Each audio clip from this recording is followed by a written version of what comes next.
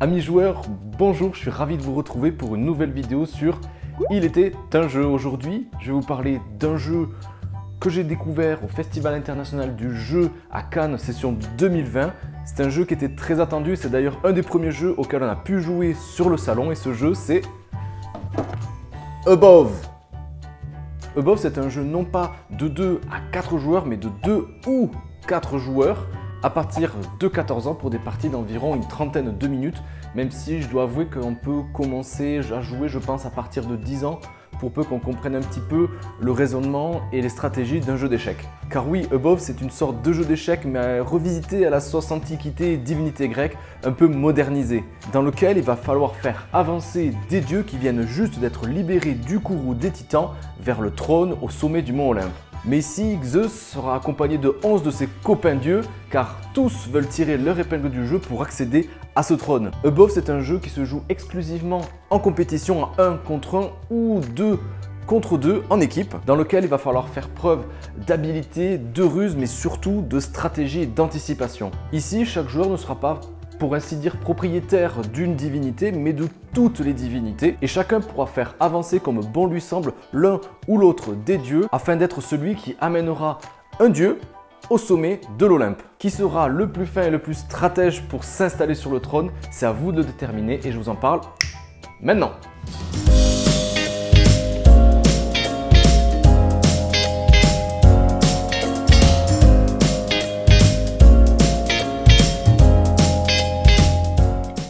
Pour commencer, on va placer de manière totalement aléatoire les pions divinités toutes les 2 cases le long de l'anneau de départ sur le plateau.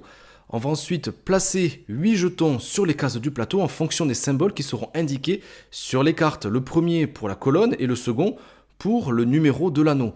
On placera ainsi 2 jetons de foudre, puis 2 jetons barricade, 2 jetons portail et enfin 2 jetons de fertilité. Ceci en révélant successivement 2 cartes jusqu'à que les 16 cartes du jeu soient utilisées. On distribuera ensuite les 8 cartes divinités à chacun des joueurs qu'on placera tout simplement devant soi.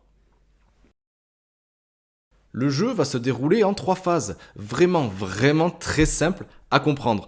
D'abord, on va choisir une de ces cartes divinités et la retourner face épuisée. On ne pourra alors plus la choisir ni l'utiliser jusqu'à qu'on ait utilisé la totalité des autres cartes. Et à ce moment-là, il faudra remettre l'ensemble des cartes sur leur face utilisable et on pourra les utiliser pour un prochain tour de jeu. Puis on va devoir déplacer le dieu qu'on aura choisi, représenté par la carte qu'on vient juste de choisir, soit d'une case en avant, soit d'une case sur les côtés. Si le pion se déplace sur un jeton de pouvoir, on appliquera alors tout simplement son effet. A noter qu'il est impossible de reculer, de se déplacer sur un jeton pouvoir barricade ou sur une case occupée par un autre pion. Et enfin, on utilisera le pouvoir du dieu qu'on vient tout juste de déplacer. Ce sera ensuite au joueur suivant de jouer, et le premier joueur qui va déplacer une divinité sur la case centrale du plateau tout en haut sera évidemment le gagnant. Voyons un petit peu plus les détails des différents dieux du jeu. Zeus pourra utiliser la foudre pour paralyser ses adversaires. On devra alors placer un jeton foudre n'importe où sur le plateau et quand une divinité va se déplacer sur une des 9 cases tout autour de ce jeton, le pouvoir de Dieu sera entravé et on ne pourra donc pas utiliser son pouvoir. Héra pourra utiliser la disgrâce pour épuiser une carte adverse, c'est-à-dire de retourner face cachée une des cartes divinités de son adversaire. Il ne pourra donc pas l'utiliser avant d'avoir utilisé toutes ses autres cartes. Arès pourra utiliser des barricades pour empêcher ses adversaires de progresser sur le plateau. Pour cela, on va placer 2 jetons barricades sur le plateau et aucun pion ne pourra accéder à cette case. Grâce à Athéna, on pourra épuiser 2 cartes de notre propre jeu, ce qui va accélérer la récupération des cartes qu'on aura déjà utilisées jusque-là. Avec Hadès, on pourra utiliser des portails pour modifier le déplacement sur le plateau. À chaque fois qu'on déplacera Hadès, il faudra alors aussi placer un jeton portail sur une case libre du plateau. Et quand un pion va se déplacer sur un de ces jetons, il faudra alors le déplacer sur une autre case qui comporte un autre portail, comme en fait une sorte de téléportation. Déméter permettra grâce à ses jetons de fertilité de se déplacer immédiatement d'une case supplémentaire quand une divinité s'arrêtera sur cette case, soit en avant ou soit sur les côtés. Avec Poséidon, on aura le choix soit de défausser un jeton du plateau, soit de faire reculer une divinité d'une case. Et enfin, avec Aphrodite, on pourra utiliser ses talents de séduction pour déplacer un autre pion d'une case comme un déplacement normal en avant ou sur les côtés, à condition qu'il ne finisse pas sur la case Olympe. Il faudra juste se rappeler que dès qu'un pion va activer un jeton, il faudra alors le défausser. Et s'il n'y a plus de jetons à disposition quand on va activer le pouvoir d'un dieu, on pourra alors simplement déplacer un jeton ailleurs sur le plateau. Vous voyez, les règles, elles sont extrêmement simples, mais les possibilités sont vraiment extrêmement nombreuses pour amener le dieu de votre choix au sommet de l'Olympe avant votre adversaire. Comme je vous le disais dans l'intro, Above, c'est un jeu que j'attendais vraiment et qui m'avait vraiment fait de l'œil. C'est un des premiers jeux que j'ai pu essayer sur le salon parce que déjà son matériel est vraiment très joli, même s'il est vraiment minimaliste. 8 cartes pour chaque joueur, 8 dieux, un plateau de jeu, quelques pions, c'est tout.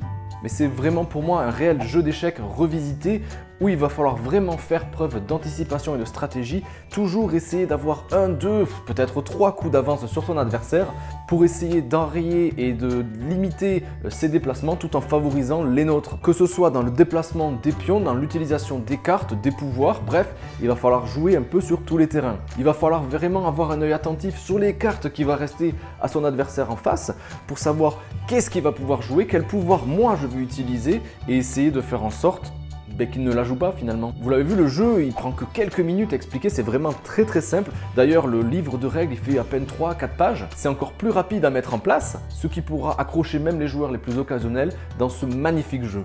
Le jeu est vraiment chouette à deux, mais je trouve qu'il est ravageur à 2 contre 2 en équipe, dans lequel on va jouer en diagonale, chacun pour l'équipe de l'autre à son tour. Et les divinités qu'on aura utilisées pendant nos tours de jeu vont être défaussées. Et dès qu'un joueur n'aura plus de cartes devant lui, il va pouvoir justement récupérer ces cartes pour les utiliser cette fois-ci pour son compte et laisser les cartes qui ne l'intéressent pas aux autres. Donc encore plus de possibilités, plus de fun, plus de stratégie. Bref, c'est excellent. Et d'ailleurs, pour la petite histoire, je ne sais pas si vous avez pu voir la vidéo où on débriefe un petit peu du festival, nos avis, nos coups de cœur, les jeux auxquels on a joué, les jeux qu'on a achetés aussi. D'ailleurs, vous pouvez aller cliquer sur le lien juste en haut si ça vous intéresse. Mais on a pu jouer contre le créateur du jeu. On était venu juste pour une dédicace et il nous a proposé de jouer contre lui. On s'est fait littéralement ratatiner 2 fois. On a vraiment pris une gifle et une leçon de stratégie et d'anticipation, mais c'était quand même super chouette de sa part et je le remercie. Car oui, même s'il est beau et avec peu de matériel, c'est vraiment un jeu d'anticipation, c'est vraiment un jeu d'échecs et qui va demander quand même pas mal de réflexion pour être savouré à sa juste valeur. Voilà, j'espère que cette vidéo vous a plu. Comme d'habitude, n'hésitez pas à me laisser un petit commentaire, un pouce bleu ou à vous abonner carrément si ça vous a fait plaisir. En tout cas, moi, je suis toujours extrêmement ravi de vous présenter des jeux. Il m'en reste vraiment pas mal et j'espère vite vous retrouver pour une nouvelle vidéo sur la chaîne. Sur ce, je vous dis à très vite sur Il était un jeu. Ciao!